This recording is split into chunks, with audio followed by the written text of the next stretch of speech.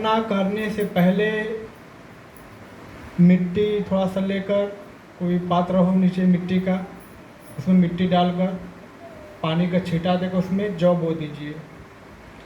उसके बाद आपके पास जो भी पात्र हो, मिट्टी का हो, तांबे का हो,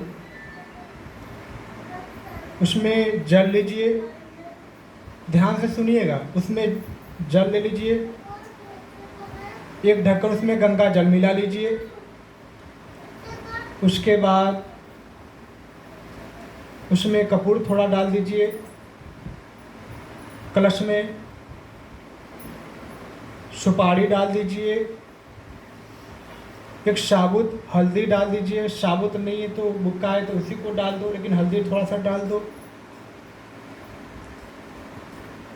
और उसमें एक सिक्का डाल दो, चाहे चांदी का हो चाहे तांबा का हो, जो भी हो उसमें डाल दो आप। लवंग डाल दो, इलायची डाल दो। ये सब चीज़ें डालने के बाद एक पात्र और लीजिएगा, जैसे परई वरई हो मिट्टी का, या कोई भी पात्र हो आपके पास। उसमें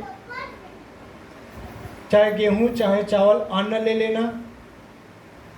अन्न लेने के बाद उसके ऊपर साबुत पानी वाला जो नारियल होता है उसको ले लीजिएगा, उसमें कलावा बांध दीजिएगा।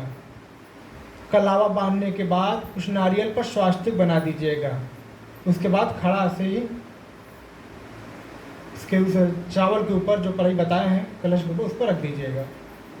उसके पहले जान लीजिए कि जो आप कलश के ऊपर उस पात्र को रखेंगे जो चावल से भरा है, उसमें 5 प्रकार का पत्ता लीजिएगा। अगर आपके 5 प्रकार की पत्ता नहीं मिल रहा है तो आप आम का ही पत्ता ले लीजिए।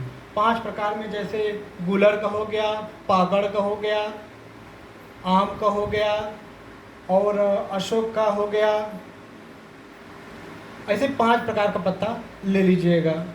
पीपल का हो गया, 5 प्रकार का हो गया ना। 5 प्रकार का पत्ता ले लीजिएगा।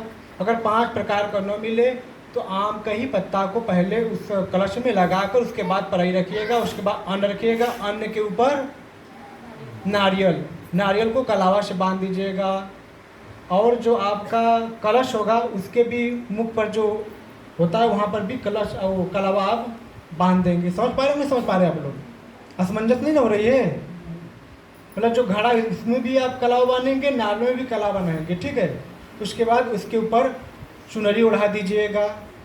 समझ रहे हैं? और जो आपका कलश है नीचे घड़ा, उस पर भी स्वास्तिक बना दीजिएगा, ठीक है। या उस पर एक और लिख दीजिएगा, ओम ठ ठ ठ 3 बार। ठ मत लिखिएगा, ठ लिखिएगा, ठीक है। 3 बार ओम ठ ठ ठ। इससे क्या होगा कि जो माता रानी हमारे कलश में विराजमान है वो हमको छोड़ के बीच में भागेंगी नहीं।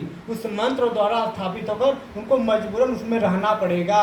कहीं गलती न गलती होगी तो भाग पाएंगी नहीं। इसलिए इस मंत्र को लिखा जाएगा ओम ठह ठह ठह। ये सुनने को जल्दी नहीं मिलेगी, बहुत खोजबीन के लाया हूँ आप लोग के बीच में, ख्याल रखना। समझ पा रहे हो? इसको याद कर लो और इसको लिख देना उस कलश पर। कुमकुम से लिखना है, ठीक है। इससे कुमकुम से। और दूसरा विधि मैं बता दूँ, कलश की विधि हो गई। उसके बाद तो आप हाथ जोड़कर माता रानी से प्रार्थना करिएगा, हे माता रानी, इस कलश का स्थापना कर दिया हूँ, अब इसमें विराजिए और हमारे ऊपर कृपा बरसाइए, पूरे परिवार पर कृपा बरसाइए। हमारा और हमारा पूरा परिवार का जीवन कुशल और मंगल और सुखमय रहे, आपकी कृपा हमेशा बरसती रहे।